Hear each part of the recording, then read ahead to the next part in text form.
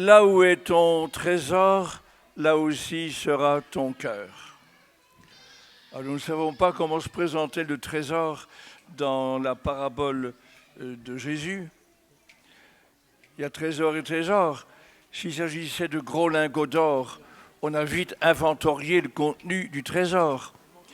Mais s'il s'agit d'un trésor comme celui que le capitaine Haddock finit par découvrir dans les caves du château de Moulinsart, dans le trésor de Rackham-le-Rouge, ou s'il s'agit d'un trésor comme celui que découvrent Tintin et Haddock et le professeur Tournesol chez les Incas, à la fin du temple du soleil, alors il y a de quoi inventorier longtemps, perle après perle.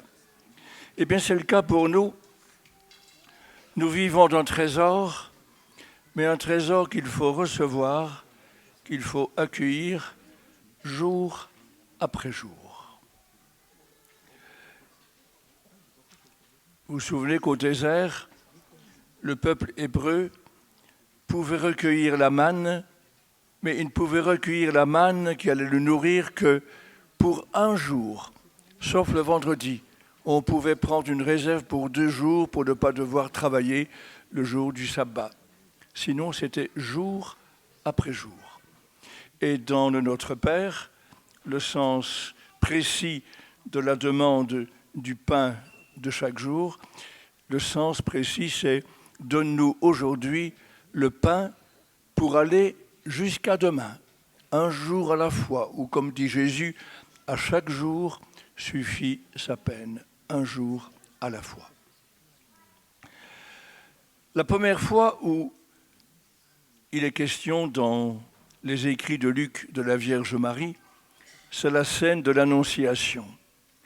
Et la dernière fois que Marie apparaît dans les écrits de Luc, c'est dans les Actes des Apôtres, au chapitre 1er, juste après l'Ascension et dans l'attente de la Pentecôte. Une scène très éloquente et conçue à dessein par Luc pour montrer que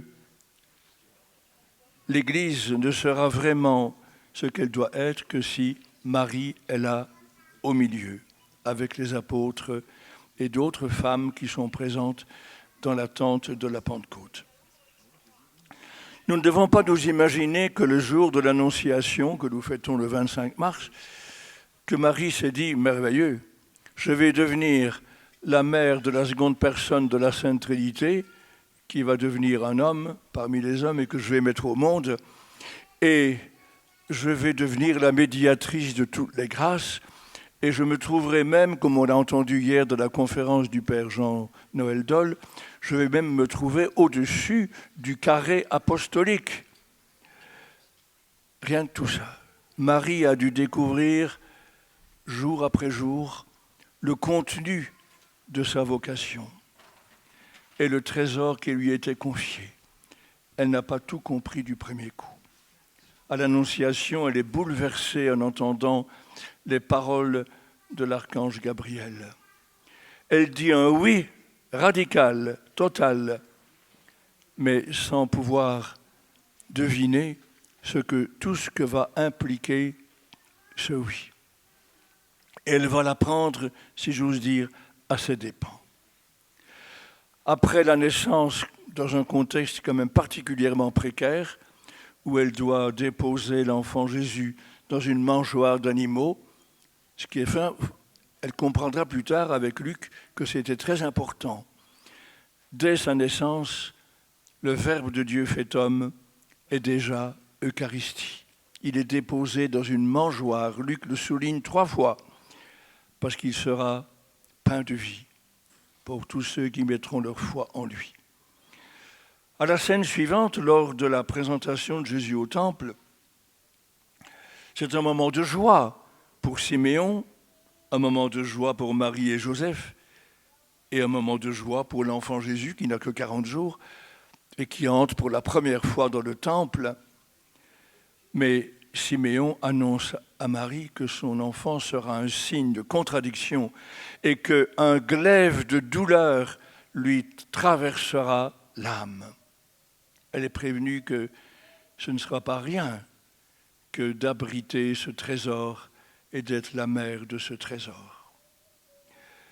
Dans la scène suivante, l'épisode très douloureux de Jésus perdu et retrouvé au temple, où Marie doit comprendre, mais ne comprend pas tout à fait, que son fils lui échappe. Il n'est plus seulement son enfant, il a une mission qui la déborde, qui la surmène entièrement. Pourquoi nous as-tu fait cela? Vois, ton père et moi, nous t'avons cherché dans l'angoisse.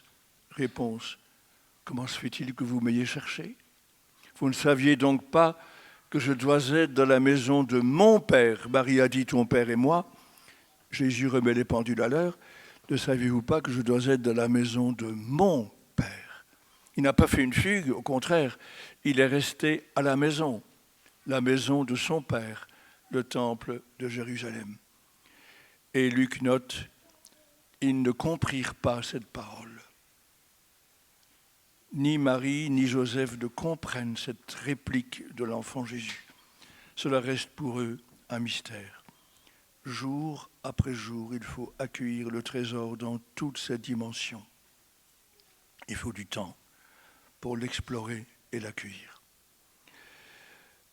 Lorsque Marc est celui qui le note de la manière la plus brutale, on vient dire à Jésus qui est en train d'enseigner la foule, « Ta mère est là, avec de tes cousins et de tes cousines, ils veulent te parler. » Et Jésus ne se tourne pas du tout vers le groupe familial. Il regarde, il promène son regard sur toute l'assemblée qui est en train d'écouter son enseignement en disant « Mais qui est donc ma mère ? Qui sont mes frères ? Ceux qui écoutent la parole de Dieu et la mettent en pratique, voilà qui est pour moi et mère, et frère, et sœur. » Et Marie n'obtiendra pas ces quelques minutes d'audience auprès de Jésus. Jésus est maintenant à la tête d'une autre famille que la famille du sang, la famille des disciples. Marie est incluse dans ce que Jésus a dit. Heureux ceux qui écoutent la parole de Dieu et la mettent en pratique. Qui l'a fait mieux qu'elle? N'empêche qu'elle se fait, pas tout à fait gentiment, envoyer dans les roses. Et Luc note au chapitre 12e de son évangile que, entendant Jésus parler avec tant de force et d'autorité et de flamme, une femme dans la foule s'écrie « Heureuses les entrailles qui t'ont porté et les seins que tu as sucés ». Un bel éloge pour Marie fait par une femme éblouie par l'autorité de Jésus. Et Jésus renvoie le compliment en disant « Heureux plutôt ceux qui font la volonté de Dieu ». À nouveau, Marie est incluse là-dedans, n'empêche que le compliment est renvoyé à son auteur.